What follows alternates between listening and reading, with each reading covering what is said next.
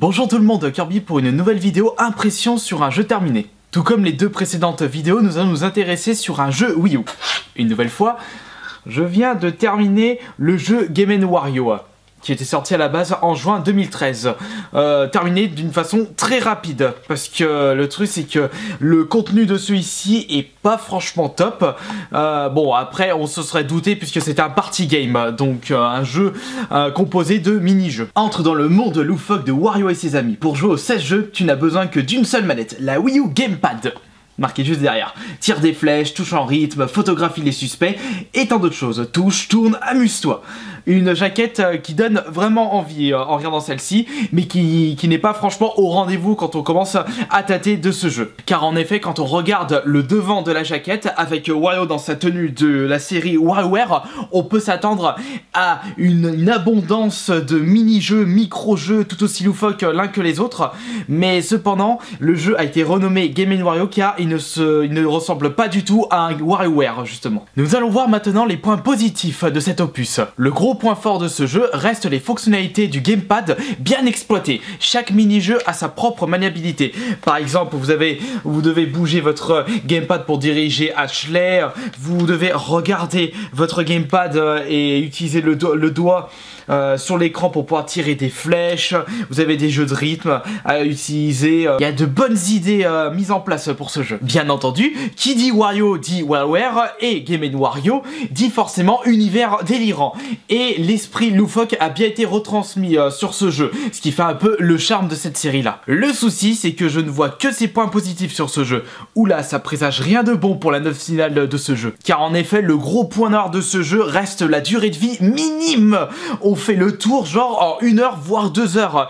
On revient sur certains mini-jeux qui en valent le coup, mais un jeu Wii U qui se vend 40-50 € en magasin dès sa sortie, il est en promo en ce moment, bah ça pique un peu aux fesses quand vous y restez seulement quelques heures. Un autre gros point noir, c'est où est la frénésie de la série WarioWare, ce qui faisait le charme de ces jeux-là, les micro-jeux qui s'affichent, qui s'enchaînent de plus en plus rapidement, de plus en plus dur. Il n'y a rien de tout ça. On a l'impression de jouer à un WarioWare avec seulement les mini-jeux. Où sont passés ce vrai charme de WarioWare sur Game & Wario? C'est vraiment pas un WarioWare. Il y a trop peu de contenu, seulement 16 mini-jeux. On rajoute une pseudo-collection des capsules qui vaut franchement pas le coup.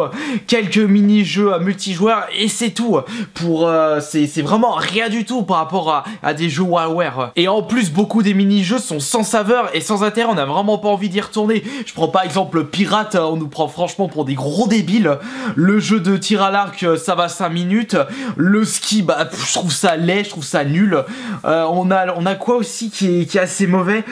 Oui, le kung-fu avec les bons, mais c'est nul. On a l'impression de jouer à un jeu les jeux ont été bâclés, faits en 5 minutes par les développeurs. Il faudra dû franchement pousser un petit peu plus la corde pour pouvoir nous proposer un meilleur contenu. Et forcément, il y a trop peu de mini-jeux qui en valent le coup. Je prends par exemple Gamer qui est le meilleur, le coup de la caméra qui est pas si mal que ça, je veux dire.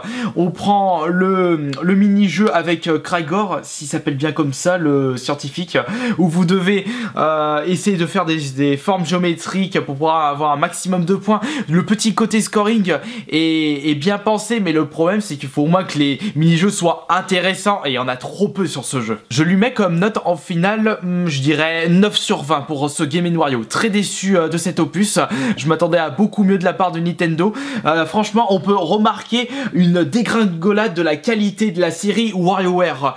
Plus le temps passe et moins j'apprécie cette série de jeux. Pourtant, s'ils avaient fait vraiment un WarioWare-like pour ce Game & Wario, mais ça aurait été un coup gagnant pour Nintendo, puisqu'avec les fonctions gamepad utilisées de manière intelligente sur ce jeu, on aurait pu s'attendre à des successions de micro-jeux de plus en plus durs, de plus en plus rapides, mais rien n'a été retransmis correctement. Enfin, il n'y a pas le charme des WarioWare qui a été bien mis pour ce Game & Wario.